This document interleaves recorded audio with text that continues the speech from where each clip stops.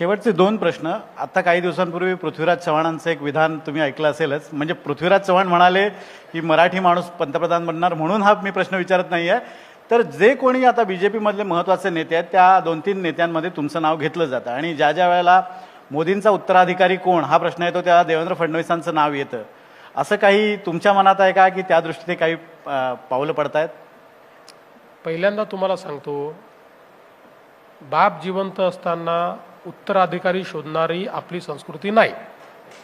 ही मुघलांची संस्कृती. मुघल हे करायचे, आपण हे करत नाही.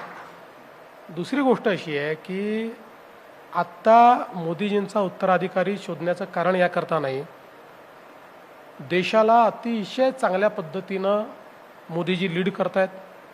आज जागतिक नेतृत्व भारताने तयार केलं आहे. आपण पूर्वी जगात किस झाड की पत्ती अशी हालत होती, आता जगाचं फोकल पॉईंट आपण झालेलो आहोत. जिओ पॉलिटिकल जी सिच्युएशन आहे ती मॅनेज करणारे आपण झालो आहोत.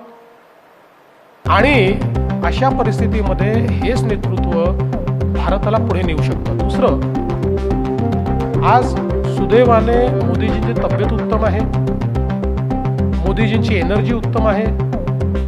आणि आपण जर बघितलं तर 40 वर्षाच्या तरुणाला लाजवतील इतकं काम मोदीजी करतात. रोज